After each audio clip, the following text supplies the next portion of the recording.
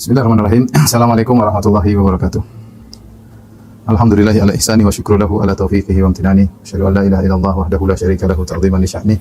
Wa asyhadu anna Muhammadan abduhu wa rasuluhu da'ila ridwani. Allahumma shalli alaihi wa ala alihi wa ashabihi wa ikhwani. Ikhwan dan akhwat para dokter yang dirahmati Allah Subhanahu wa taala, adalah suatu keistimewaan agama Islam, yaitu seorang mudah untuk connect dengan Rabb-nya, yaitu dengan salat ya. Oleh karenanya disebutkan bahwasanya nabi-nabi terdahulu mereka syariatnya diantaranya kalau mau sholat di tempat tertentu di kuilnya ya. Adapun di antara keistimewaan syariat Islam adalah di mana saja kita bisa sholat. Waju'ilat liyal ardu masjidan wa tahura. Kata Nabi SAW, di antara keistimewaanku adalah dijadikan bumi sebagai alat bersuci, yaitu tanahnya, dan juga tempat sujud. Maka dimanapun seorang hamba mendapatkan waktu sholat, silakan dia sholat dimanapun. Sehingga tidak perlu harus di lokasi tertentu ya, tidak harus di masjid ya. Kita tahu sholat di mana saja bisa, yang penting tempatnya suci, agar memudahkan seorang bisa connecting dengan Rabbul Alamin ya. Oleh karenanya seorang yang sering kontak dengan Allah Subhanahu wa taala ya, maka dia adalah orang yang bahagia. Semakin mendekatkan diri kepada Allah, dia adalah orang yang semakin bahagia. Kata Allah Subhanahu wa taala, wasjudu waqtarib, sujudlah dan dekatlah kepada Allah Subhanahu wa taala. Semakin seorang senang sujud, dia semakin dekat dengan Allah Subhanahu wa taala. Oleh karenanya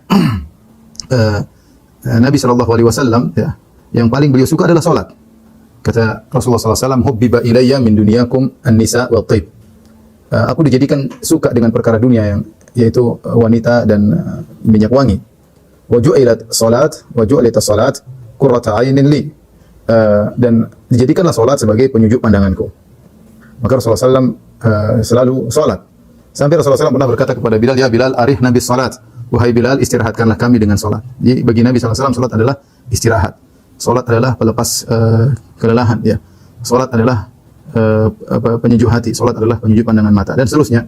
Ya, benar-benar Rasulullah SAW menikmati salat tersebut. Oleh karenanya kita kurang hobi salat, karena di antaranya mungkin kita masih merasa salat adalah beban yang harus kita lepaskan, bukan suatu kebutuhan, bukan suatu keperluan untuk kita connecting dengan Allah Subhanahu wa taala, seperti suatu beban. Sehingga sebagian kita sholat dengan cepat-cepat misalnya ya, sebagian kita merasa berat melangkahkan kaki ke masjid misalnya, sebagian kita merasa terganggu kalau terdengar azan, seakan-akan memotong atau memutuskan pekerjaan kita, kegiatan kita. Ini adalah hal-hal yang tentu menunjukkan kita belum menikmati sholat yang sebagaimana yang seharusnya ya. Dan Nabi SAW disebutkan, karena Nabi SAW idza hazabahu amr fazila salat. Rasulullah SAW kalau ada suatu perkara yang penting, beliau langsung sholat ya, langsung sholat. Yang kita akan bahas adalah masalah kekhusyuan, dan dia adalah ruhnya sholat. Ruhnya sholat ya. Kalau bisa dikatakan sholat adalah suatu jasad, maka maka khusyuk adalah ruhnya sholat. Semakin orang bisa khusyuk, dia akan semakin menikmati sholat tersebut. Dia akan bisa semakin menikmati sholat. Makanya kalau kita baca tentang para ulama ya, para sahabat, maka menakjubkan bagi kita bagaimana mereka bisa bertahan dengan sholat yang luar biasa. Jadi baca Nabi SAW rakaat pertama, sholat malam pernah diikuti oleh seorang sahabat. Sholat malam rakaat pertama Rasulullah SAW baca Al-Baqarah, kemudian An-Nisa, kemudian Ali Imran, baru ruku. Subhanallah, berapa juz itu ya? Satu rakaat, dan Rasulullah SAW terus sholat sampai kaki beliau bengkak ya, sampai tatawarram qadamah, sampai kedua kaki beliau bengkak. Ketika ditanya kata Rasulullah SAW, kenapa sholat sampai demikian, kata Rasulullah, afala akunu abdan syakura, kenapa aku tidak menjadi hamba yang pandai bersyukur ya. Rasulullah menikmati sholat tersebut ya. Bagaimana seperti diriwayatkan Abdullah bin Zubair radhiyallahu anhu, ketika dia sujud setelah sholat maghrib, dia sujud dan dia tidak mengangkat kepalanya kecuali adzan isya ya. Dari sujudnya betapa dia menikmati sholat yang dia rasakan tersebut. Bagaimana diriwayatkan Utsman bin Affan radhiyallahu taala anhu menghatamkan Quran dalam satu rakaat ya. Bagaimana tidak lain karena mereka merasakan kebahagiaan luar biasa dalam salat ya. Kita sekarang sedang melatih diri bagaimana kita bisa menikmati salat kita ya. Untuk itu perlu perjuangan ya. Ya, mau nikmati enggak nikmati, kita harus salat tentunya. Kalau 5 waktu kita jalankan.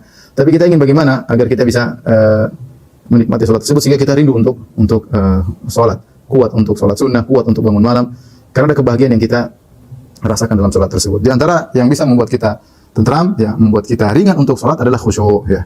Makanya Allah mengatakan tentang salat, kata Allah Subhanahu wa taala, wa innaha lakabiratun illa 'alal khashi'in.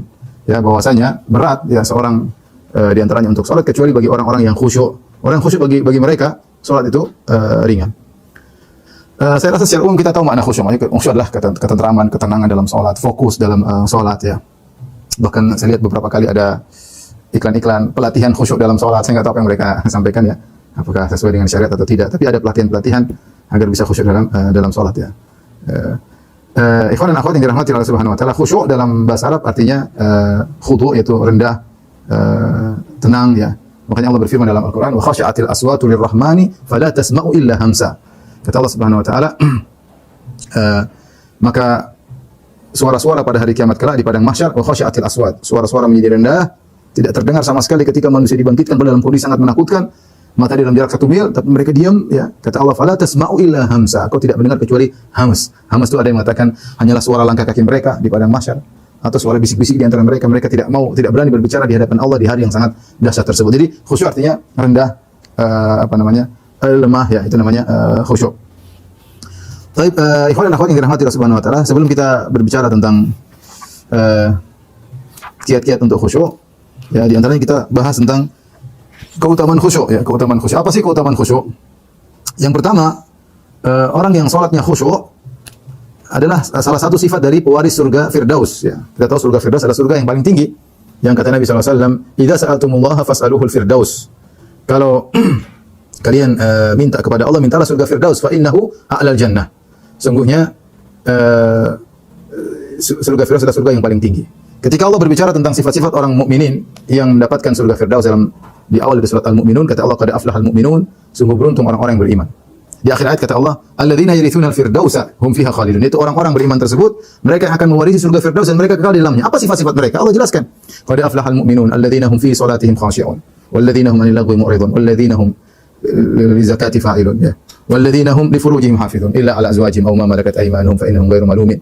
فمن ابتغى وراء ذلك فأولئك هم العادون والذين هم لأمانة عهدهم راعون والذين هم على صلواتهم يحافظون أولئك هم الوارثون الذين يرثون الفردوس هم فيها خالدون." Kata Allah, sungguh beruntung orang-orang yang beriman. Sifat pertama yang Allah sebutkan yaitu alladzina fi salatihim khashi'un. Alladzina hum fi salatihim khashi'un. Orang-orang yang mereka khusyuk dalam salat mereka. Ini sifat pertama yang Allah sebutkan, menunjukkan agungnya sifat khusyuk. Karena ketika Allah menyebutkan pewaris surga Firdaus, itu sifat yang pertama. Baru kemudian Allah sebutkan sifat yang lain, yang orang-orang yang mereka berpaling dari perkara sia-sia, orang-orang yang bayar zakat, orang-orang yang menjaga kemuliaan mereka kecuali kepada istri dan budak-budak mereka, ya. Kemudian orang-orang yang menunaikan amanah dan orang-orang yang menjaga salat mereka, salat waktu mereka jaga, itulah orang-orang yang akan mewarisi surga Firdaus, ya. Oleh karena Ibnu Qayyim rahimahullahu taala, ya, ketika menyebutkan atau mengomentari ayat ini, beliau mengatakan, ya, waqad 'allaqa Allah subhanahu al-falah bi khusyu'il musalli fi salatihi. Allah mengkaitkan kemenangan, ya, qad aflahal mu'minun, sungguh beruntung, ya, orang-orang yang beriman. Allah mengkaitkan atau mempersyaratkan keberuntungan dengan khusyuknya seorang yang salat dalam salatnya. Faman fatahu khusyu'us salati lam yakun min ahlil falah. Barang siapa yang tidak khusyuk dalam salatnya, ya, maka dia tidak akan termasuk orang-orang yang beruntung. Wa yastahilu husulul khusyu' ma'al ajalah wan naqr qat'an. Tentu orang yang salatnya terburu-buru, kemudian seperti matuk-matuk burung gagak, maka orang ini mustahil, kata Ibnu Qayyim, mustahil dapat bisa khusyuk, ya. Bal la yahsul khusyuk qat illa ma tuma'ninah. Dan tidak mungkin khusyuk bisa diperoleh kecuali dengan ketenangan, tuma'ninah. Wa kullama zada tuma'ninah izdada khusyu'an. Semakin seorang tenang maka semakin khusyuk. Wa kullama qala khusyu'u ishtaddat ajalatuhu hatta tasira harakatu yadayhi bimanzilatil abath alladhi la yashabuhu khusyu'un wa la iqbalun 'ala al-ubudiyyah. Dan semakin sedikit khusyuk seorang, semakin tergesa-gesa gerakan salatnya, maka jadilah gerakan tangannya hanya seperti main-main yang tidak akan disertai dengan kekhusyuan dan tidak ada keseriusan fokus dalam ibadah dan tidak akan merintang hakikat dari peribadatan. Jadi ini keutamaan yang pertama, bahwasanya orang yang khusyuk ada salah satu dari ciri-ciri pewaris surga Firdaus. Oleh karenanya ikhwan dan akhwat yang dirahmati Allah Subhanahu wa taala, kalau antum tahu bahwasanya orang yang khusyuk adalah ciri penghuni surga Firdaus, maka berusaha. Jangan dianggap sepele, ya. Jangan dianggap sepele. Ya, kita kan salat sehari paling tidak 5 waktu. Masa kita salat gitu-gitu terus? Usaha meraih suatu metode salat yang khusyuk dan kita nikmati paling tidak 5 kali sehari. Kita nikmati. Dan kalau kita tidak khusyuk, bayangkan kita sholat setahun, kualitasnya begitu-begitu saja, kita akan menyesal. Lain halnya kalau kita sudah berusaha berjuang khusyuk, kemudian itu kita pertahankan, atau paling tidak mayoritas kita bisa khusyuk, maka setahun ini akan berkah, berbeda dengan setahun sebelumnya yang kita sholat asal-asalan, yang penting melepaskan beban kewajiban sholat. Ya, maka seorang berusaha berjuang, ya, ketika Allah menyebutkan khusyuk ada ciri pertama orang yang masuk surga Firdaus, maka menunjukkan ini berkah besar di sisi Allah Subhanahu wa taala. Kemudian juga di antara keutamaan khusyuk, tadi sudah saya singgung, khusyuk memudahkan untuk semangat salat. Kata Allah, "Wasta'inu bis-sabri was-salat wa innaha lakabiratun illa 'alal khashi'in." Jadikanlah sabar dan salat sebagai penolong kalian, dan sungguhnya hal itu berat kecuali bagi orang-orang yang khusyuk. Kata Syekh Sa'di, "Wa innaha," bahwasanya salat itu lakabiratun, itu syaqqah, berat untuk dikerjakan, illa 'alal khashi'in, kecuali bagi orang-orang yang khusyuk, bagi mereka salat itu menyenangkan, ya.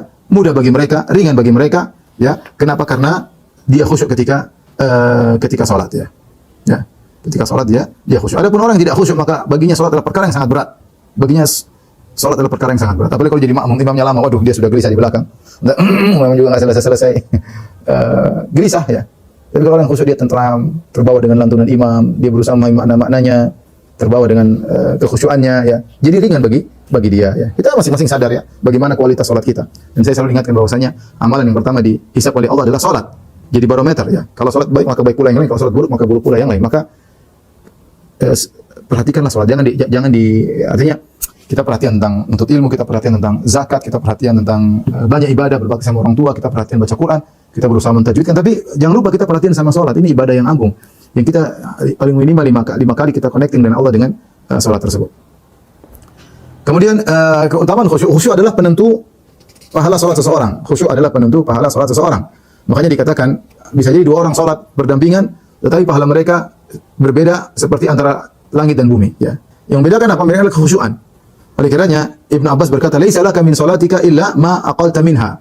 Kau tidak akan mendapatkan pahala dari salat kecuali yang kau fokus dalam salat tersebut. Kalau orang salat 4 rakaat, kemudian dia fokus ternyata pada rakaat pertama doang, 3 rakaatnya pahalanya kosong. Kurang lah, maksudnya saya tidak bilang kosong tapi kurang. Kalau dia cuma fokus pada rakaat terakhir, ya maka 3 rakaat pertama sayang kosong. Ya. Kurang paling tidak ya. Karena kata Ibnu Abbas, "Laisa laka min salatika illa ma aqalta minha." Kau tidak akan meraih pahala dari salatmu kecuali yang kau fokus, yang kau tahu makna-maknanya, yang kau pikirkan ketika kau sedang salat. Kau sadar kau sedang salat, itulah yang kau dapat pahalanya. Adapun kau tidak sadar, pikiran lain ke sana kemari, maka tidak ada pahalanya ya. Karenanya Nabi SAW bersabda, "Inna rajula la yansarifu min salatihi wa lam yuktab lahu minha illa nisfuha aw thuluthuha aw rubuha aw khamsaha aw sudusuha hatta qala aw illa usyruha." Bahwasanya seorang selesai dari salatnya namun tidak dicatat bagi dia pahala kecuali setengah salatnya, atau sepertiganya, atau seperempatnya, seperlimanya, sampai Nabi mengatakan atau sepersepuluhnya. Berarti seorang salat dia tidak mendapatkan pahala full dari salatnya ya. Jadi sangat disayangkan ya. Makanya kita harus berpikir kalau saya bilang optimal dan efektif bagaimana kita pahalanya banyak. Di antaranya kalau kita khusyuk, misalnya kita khusyuk kemudian kita umrah, kemudian kita salat di Masjid Nabawi, dilipat gandakan 1000 kali lipat. Yang dilipat gandakan pahala kita, pahala salat kita yang khusyuk. Jadi banyak. Belum kalau kita pergi ke Masjid Haram, kita salat khusyuk dilipat gandakan 1000 kali lipat. Beda kalau salat sekedar-sekedarnya, salat asal-asalan, maka ya dilipat gandakan juga kualitasnya kurang ya. Sama kalau kita pergi ke masjid salat 27 kali lipat. Kalau kita salat di masjid dengan khusyuk, yang dilipat gandakan adalah salat kita yang khusyuk tersebut. Ya maka kita harus efisien, efektif ya.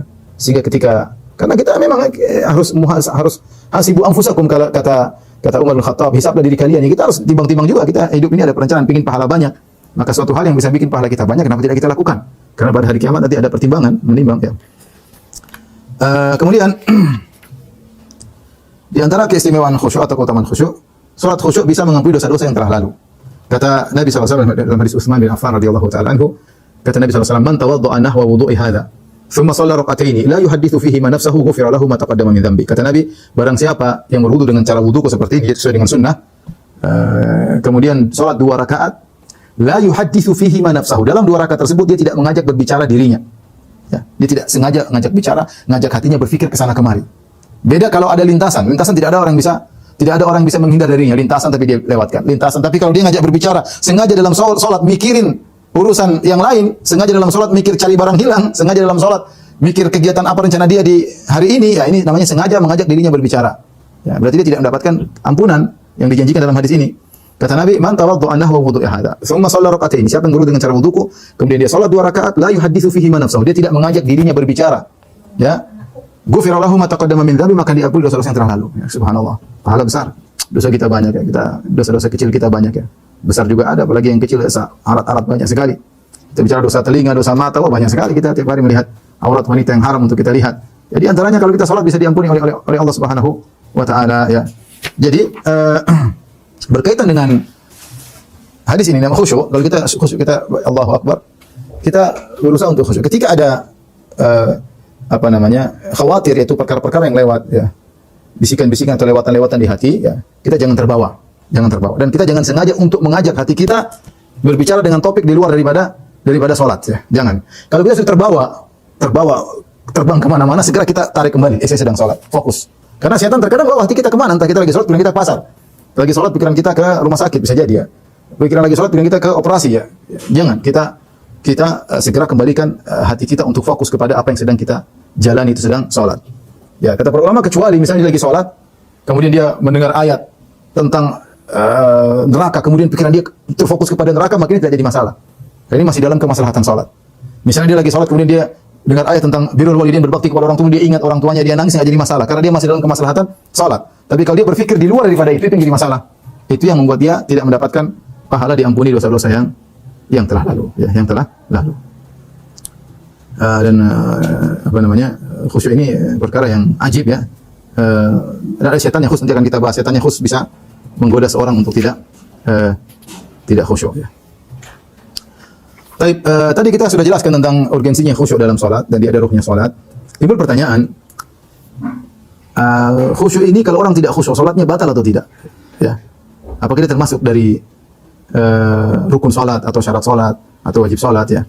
Alhamdulillah, di antara kemudahan yang Allah berikan kepada kita, khusyuk itu bukanlah suatu rukun salat. Kalau dia rukun salat, maka banyak orang salatnya batal. Dan dia juga bukan suatu syarat salat. Kalau dia syarat salat, maka salat banyak yang batal. Dan dia juga bukan kewajiban salat. Kalau kewajiban salat, banyak orang berdosa dalam salatnya. Tapi dia ada sunnah yang sangat ditekankan, ya. Seorang berusaha menuju hal tersebut. Oleh karena Ibnu Taimiyah rahimahullah taala ketika ditanya tentang orang yang tidak khusyuk sama sekali, ya, Ibnu Taimiyah mengatakan salatnya tetap sah meskipun pahalanya tidak ada. Oleh karena dalam satu hadis disebutkan bagaimana seorang sedang salat tiba-tiba datang syaitan mengatakan uzkur kada sehingga dia ingat perkara dunia sampai dia lupa dia sudah salat berapa rakaat. Tapi Rasulullah SAW tidak menyuruh dia untuk mengulangi salat. Rasulullah SAW hanya mengatakan kepada orang yang lupa tentang salatnya untuk sujud sahwi. Maka dari sini kita tahu bahwasanya khusyuk meskipun dia agung, dia tidak sampai pada derajat rukun ataupun wajib. Tapi seorang berusaha untuk khusyuk karena itu berpengaruh dengan pahala salatnya. Baik. Kita akan bahas sekarang tentang sebab-sebab yang membantu khusyuk, ya. Ikhwan dan akhwat, ya. Karena khusyuk adalah ibadah yang sangat agung, maka iblis punya anak buah khusus untuk menggoda orang yang salat agar tidak khusyuk. Ada setan khusus yang memang tugasnya mengganggu orang salat agar tidak khusyuk. Setan tersebut, ya, namanya Khanzab, ya, namanya Khanzab. Saya bacakan hadisnya. Ana Utsman bin Abil As atan Nabi sallallahu alaihi wasallam, seorang sahabat bernama Utsman bin Abil As datang kepada Nabi sallallahu alaihi wasallam, faqala, kemudian berkata, "Ya Rasulullah, inna syaitana qad hala baini wa baina salati wa qiraati, yalbisuha alayya." Ya Rasulullah, sesungguhnya syaitan telah menghalangiku antara aku dengan salatku dan bacaanku. Dia merancukan bacaanku, aku menjadi kacau bacaanku. Ya. Apa yang harus aku lakukan? Faqala Rasulullah sallallahu alaihi wasallam berkata, "Dzaka syaitan." Itu adalah syaitan, yuqalu lahu Khanzab. Namanya Khanzab. Jangan kasih nama anak antum dengan Khanzab, itu nama syaitan, ya. Fa idza ahsastahu, jika kau merasakan ada gangguan Khanzab, si Khanzab ini, fata'awwadz billahi minhu, maka berlindunglah kepada Allah dari dia. Bilang auzubillahi minasyaitonir rajim. Kita ucapkan auzubillahi minasyaitonir rajim. Wadful ala yasarika thalathan, kemudian kita 3 kali. Kalau dia salat terganggu kita gitu, enggak apa. Auzubillahi minasyaitonir rajim, terus kita entah kita sedang berdiri, entah kita sedang ruku, entah kita sedang dalam kondisi kita merasa diganggu oleh syaitan, ya, benar-benar kita diganggu dan itu sulit kita baca pikiran kemana-mana, kita boleh mengucapkan auzubillahi minasyaitonir rajim, kemudian kita tafal, yaitu semacam tiupan tapi serta dengan sedikit air liur, gitu, tidak jadi masalah, 3 kali di sebelah kiri. Hadis ini riwayat Al-Imam Muslim, ya. Kemudian juga Nabi bersabda, "Idza nudiya lis-salati adbara syaitan." Jika dikumandangkan azan, maka syaitan pun kabur. Syaitan tidak kuat dengar suara azan. Wala hudhurat. Dan dia sambil terkentut-kentut ketika mendengar azan, ya. Ada yang mengatakan dia keluarkan suara kentut supaya dia tidak mendengar azan, agar dia dengar suara kentutnya. Cuma kita enggak dengar kentutnya, ya. Dia kabur sambil terkentut-kentut. Hatta la yasma' at-ta'dhin, yaitu agar dia tidak mendengar azan. Dia kentut dengan suara yang kentut yang besar agar dia tidak mendengar azan. Fa idza qada nida atau qudiya nida'u, kalau selesai azan, akbal, dia pun datang. Dia datang boleh menggoda orang yang lagi nunggu salat, digoda, yang baca Quran digoda. Dia siap-siap menggoda. Hatta idza thuwiba bis salati adbar, ketika dia iqamatkan salat dia kabur lagi. Hatta idza qudiyat taswib akbal, jika selesai dari iqamat dia pun datang. Mulailah dia menjalankan tugas intinya menggoda orang yang sedang salat. Hatta yakhtara bainal mar'i wa nafsihi, sampai dia membisikkan, ya, memberikan bisikan-bisikan dalam hati seseorang. Yaqulu uzkur kada, ingat ini. Uzkur kada, ingat ini. Lima lam yakun yadhkuru, padahal sebelumnya dia tidak ingat. Hatta yadhalla rajulu la yadri kam shalla, sampai seorang tidak tahu berapa rakaat dia sudah salat, ya. Ya. Setan sengaja ingat ini. Jadi terkadang barang hilang ketemu tatkala salat. Oh iya, subhanallah. Pas lagi salat baru kita ingat di mana barang kita hilang. Sebelum salat cari-cari enggak ketemu. Tapi sebenarnya setan lagi salat. Oh iya. Ini kita menyangka itu ilham dari Allah, padahal itu adalah si Khanzab yang sedang menggoda agar kita tidak fokus, ya. Agar kita tidak fokus dalam salat, sehingga kalau kita oh iya barang udah kita lupa. Ketika itu fokus kita hilang dari Allah Subhanahu wa taala. Oh iya tadi barangnya di situ. Oh iya, lu gimana? Sudah kita terbawa. Itu setan tidak ingin kita connecting dengan Allah Subhanahu wa taala. Kita tidak ingin, ya. Karena terkadang seorang salat, Allahu Akbar. Kemudian khanzab datang, kemudian dia pikir kemana-mana, tahu-tahu sudah tasyahud. Assalamualaikum, sudah selesai. Assalamualaikum warahmatullahi wabarakatuh. Dia tidak sadar, tahu-tahu sudah selesai. Enggak sadar. Karena hatinya sudah dibawa berjalan-jalan oleh khanzab kemana-mana. Si khanzab. Ya. Dan itu terjadi. Kita pun mungkin pernah merasakan demikian ya. Ya. Tidak sadar kita sedang rakaat berapa ya. Ya. Sampai saya sudah ceritakan ada bagaimana kisah lucu seorang syekh kemudian datang di Arab sana, kemudian dia masuk ke masjid, kemudian dia berkata kepada jamaah masjid, salat maghrib kalau tidak salah, dia bilang, siapa yang bisa sebutkan imam tadi rakaat pertama baca apa, saya kasih hadiah. Dia pegang mic imam, dia bilang setelah salat maghrib dia langsung maju ke depan, siapa yang bisa tahu imam tadi rakaat pertama baca surat apa, saya kasih hadiah. Nggak ada yang tahu, mungkin ada yang tahu tapi malu, lupa ya, kadang sudah selesai maghrib, tadi imam baca rakaat pertama, lupa tadi surat apa ya, rakaat kedua ya apa ya, nanti anda bisa coba ya, nanti sama kawan-kawan kalau habis salat maghrib tanya, tadi imam baca surat apa, siapa yang surat kedua, siapa yang tahu, siapa yang bisa tahu, saya kasih hadiah. Subhanallah, orang tidak ada yang berani angkat tangan. Kata dia, jamaah, siapa yang bisa saya kasih hadiah? Jadi dia ingin tahu kekhusyuan orang. Mungkin ada yang tahu tapi malu-malu. Akhirnya anak kecil bilang, saya Ami, Om, saya bisa. Saya sini, bikin malu orang-orang di sini. Apa rakaat pertama yang membaca? Anak kecil itu berkata, Al-Fatihah. Rakaat kedua apa? Al-Fatihah. Subhanallah, benar ya. Yang rakaat pertama kedua baca surat Al-Fatihah ya. Padahal pertanyaan bukan itu. Tapi maksud saya ingin menyampaikan bahwasanya khusyuk itu memang tidak semudah yang kita bayangkan, karena ada setan khusus yang menggoda. Tapi bagaimana kiat-kiat bisa khusyuk? Ya kiat-kiat banyak ya. Kiat-kiat banyak. Tapi di antaranya yang saya tulis di sini ya. Pertama, menghadirkan dalam diri bahwa ia sedang berhadapan dengan Allah Sang Maha Kuasa ya. Dan ini yang disebut dengan ihsan. Yaitu sadar bahwasanya kita di hadapan Allah dan Allah sedang melihat kita. Oleh karena derajat iman yang paling tinggi, derajat iman adalah Islam dulu, baru iman, baru ihsan. Mencapai derajat ihsan tidak mudah. Dan ketika Nabi menjelaskan tentang ihsan, Nabi berkata, "Anta'budallaha ka'annaka tarahu fa illam takun tarahu fa innahu yarak." Kau beribadah kepada Allah seakan-akan kau melihat Allah. Jika kau tidak bisa, yakinlah Allah sedang melihatmu ya. Apa maksudnya seakan-akan kita melihat Allah? Tentu kita tidak melihat Allah, tapi kata Nabi seakan-akan kau bisa melihat Allah. Para ulama menjelaskan maksudnya, kau menghadirkan dalam dirimu bagaimana agungnya Allah Subhanahu wa taala yang maha besar, Allahu Akbar, lebih besar daripada segala alam semesta ini, alam semesta yang begitu kecil ya. Yang Allah mengatakan, "Wa ma qadarullah haqqa qadri wal ardu jami'an qabdatuhu yaumil qiyamah." Mereka tidak mengagungkan Allah sebagaimana mestinya pada hari kiamat. Bumi dalam genggaman Allah. Was samawati matwiyatun bi yamini, dan bahwasanya langit dilipat oleh tangan kanan Allah Subhanahu wa taala. Allah maha besar. Ya, bagaimana langit yang begitu luas? Kita langit pertama yang kita lihat tidak tahu mana pangkalnya, mana ujungnya. Ya, was-samaa banainahu wa inna lamusiun. Langit yang kita bangun dan kita luaskan kata Allah Subhanahu wa taala. Tak pernah kita tahu mana ujungnya, mana pangkalnya. Dengan begitu luasnya, dengan berbagai macam planet, berbagai macam bintang-bintang. Itu baru langit pertama, belum langit kedua. Dan jarak langit kedua semakin besar, semakin besar, semakin besar. 7 lapis langit. Begitu luar biasa, ternyata masih sangat kecil. Ya. Kata Nabi SAW, tidaklah bagaimana kursi wasi'a kursiyus samawati wal ard. Kursi Allah meliputi langit dan bumi. Bagaimana lagi besarnya kursi? Terus bagaimana kursi dibandingkan arsy? Tidaklah kursi dibandingkan arsy kecuali seperti cincin yang kita lemparkan di padang pasir. Arsy begitu besar, ya. Arsy begitu luas ya, dan Allah lebih besar daripada itu semua. Kita menghadirkan keagungan Allah Subhanahu, dan Allah di atas arsy-Nya, Allah mengetahui seluruh yang dilakukan oleh hambanya di bawahnya. Semuanya ciptaan Allah tahu. Ya. Allah tahu. Disitulah kita menghadirkan seakan-akan keagungan Allah ada di hadapan kita. Kalau kita nggak mau menghadirkan ini, dan kita bisa Allah, ketika kita fokus sebentar, kita bilang Allahu Akbar. Benar-benar kita hadirkan bahwasanya kita sedang berhadapan dengan zat yang maha agung, yang maha besar, yang segala perkara di tangannya ya, yang telah menciptakan kita. Dan selanjutnya, kalau kita tidak mampu, maka yakinlah Allah melihat kita. Allah melihat kita, Allah sedang menilai salat kita. Allah sedang menilai salat kita ya. Dan itu adalah ihsan. Kalau kita bisa hadirkan ihsan dalam salat kita, mudah khusyuk. Cuma kadang-kadang kita salat tidak serius ya. Allahu Akbar ya. Langsung ya. Kadang-kadang kita perlu diam sedikit. Allah serius ya, agar kita merasa Allah sedang melihat kita. Makanya Allah mengatakan, wa tawakkal 'alal azizir rahim. Bertawakallah kepada Allah yang Maha Perkasa dan Maha Mulia, Maha Penyayang.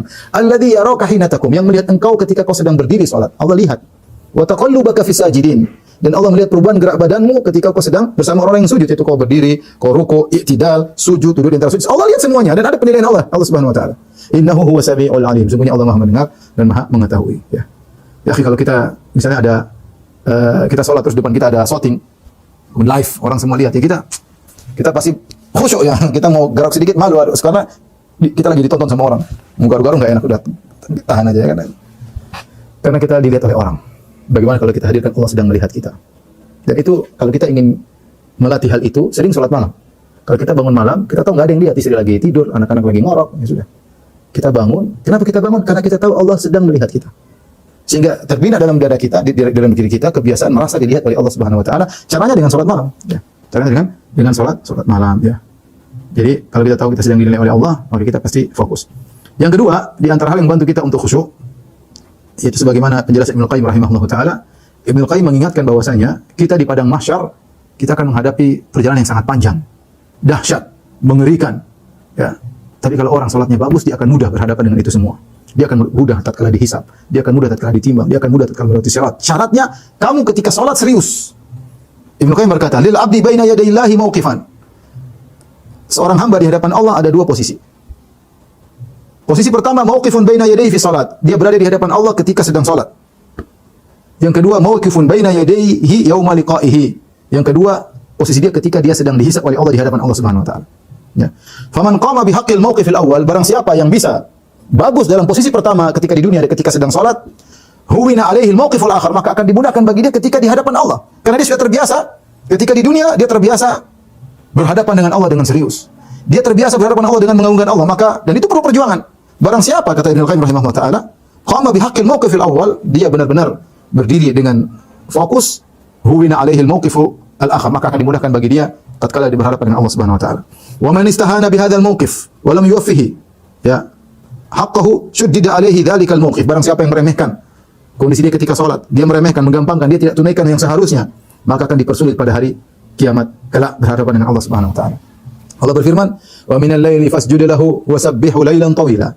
Dan di malam hari sujudlah kepada Allah dan bertasbihlah lailan tawila, dengan waktu yang panjang. Kemudian kata Allah, "Inna haula'i yuhibbunal ajila." Adapun mereka orang-orang kafir, mereka ingin mendapatkan yang disegerakan, itu dunia. Wa yadharuna wara'ahum yauman tsaqila, dan mereka melupakan atau meninggalkan hari kemudian yang berat, kata Allah, yauman tsaqila, yaitu hari akhirat yang berat. Di sini Ibnu Qayyim mengambil istinbat, mengambil dalil tentang ayat ini. Berarti Allah buka itu dengan mengatakan, "Wa minal laili fasjud lahu wa sabbihu lailan tawila, inna haula'i yuhibbunal ajilata wa yadharuna wara'ahum yauman tsaqila." Di malam hari sujudlah engkau, bertasbihlah yang banyak, ya.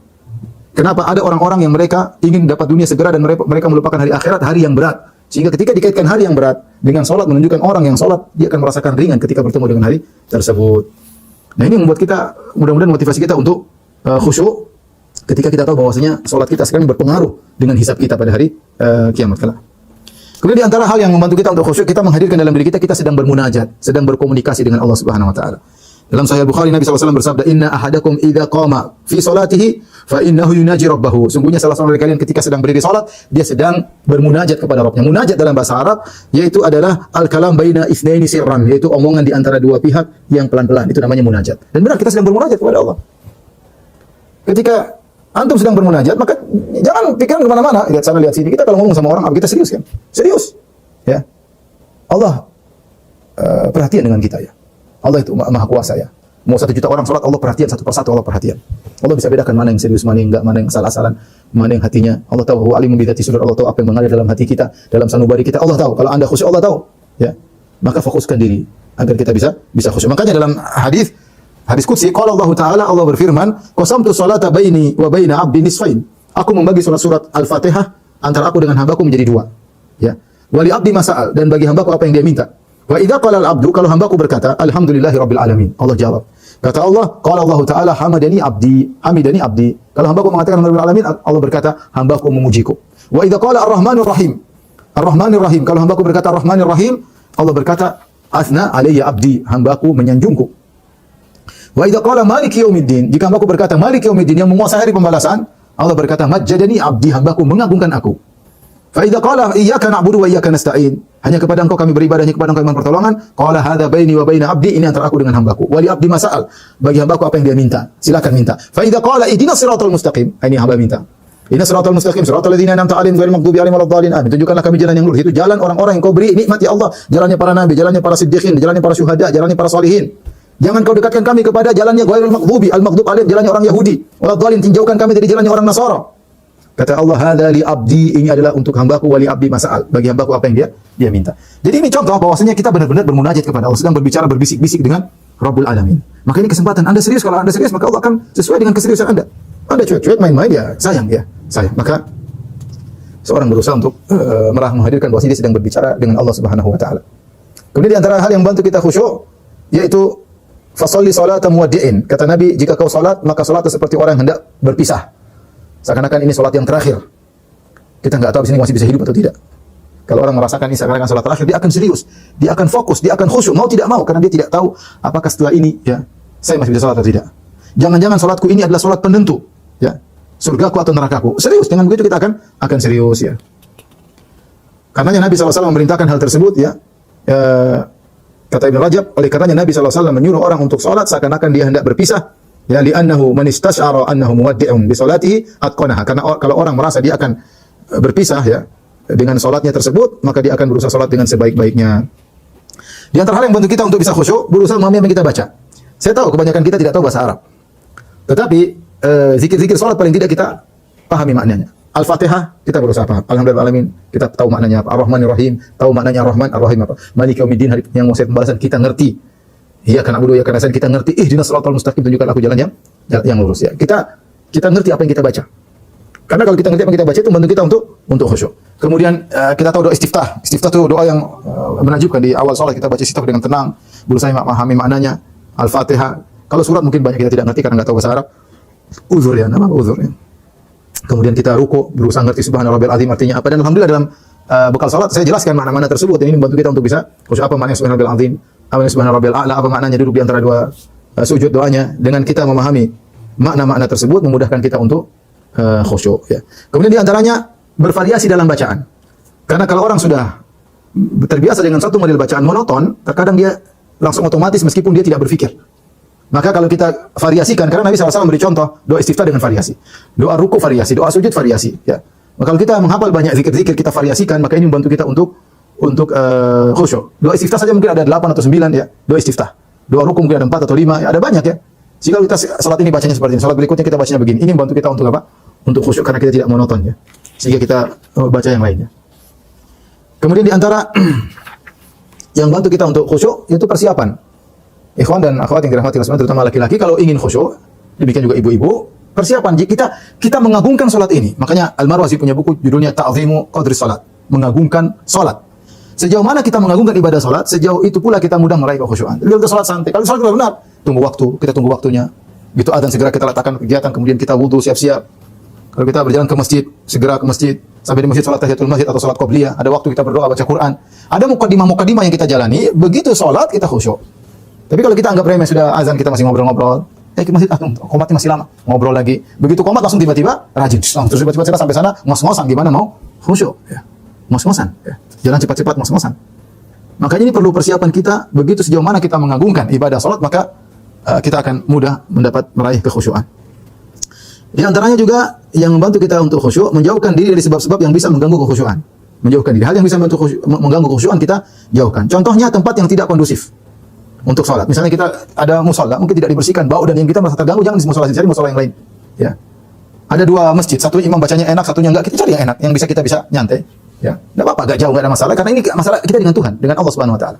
Kalau kita sholat terasa berat, enggak enak juga, tapi kalau imamnya bacaannya indah, kemudian dia ganti-ganti surat, kita mendengar banyak ayat-ayat Allah Subhanahu wa taala, kita bisa terbawa dengan bacaan tersebut. Makanya Rasulullah SAW mengatakan, "Man lam yataghanna bil Qur'an falaysa minni." Barang siapa yang tidak melantunkan Al-Qur'an dengan lantunan, maka bukan dari golongan kami. Artinya seorang berusaha melantunkan Al-Qur'an dengan baik. Yang dapat imam bacaannya enak, kita membantu kita untuk khusyuk ya. Ya, tapi kalau kita nggak bisa khusyuk, jangan salahkan imam, salahkan hatimu. Jangan, waduh itu nggak bisa khusyuk, saya bukan imam yang salah, kamu yang hatinya nggak beres. Tapi intinya kalau ada faktor yang bisa membuat kita khusyuk, kita ke situ nggak ada masalah. Karena saya sering ditanya, Ustaz, ada musola dekat sama jauh, Ustaz, tapi yang kalau yang jauh bacaannya enak, apa kita dekat aja? Saya bilang kalau bisa yang jauh, kalau kita bisa sholat di tempat yang khusyuk tidak menimbulkan fitnah, pergi aja ke tempat jauh. Tapi kalau kita jadi fokus perhatian masyarakat, kalau kita tidak sholat di musola yang dekat, kita bakalan dituduh macam-macam, ya terpaksa kita sholat di tempat yang dekat. Sesekali kita di sini dan seringnya kita di tempat yang membantu kekhusyuan, karena itu penting.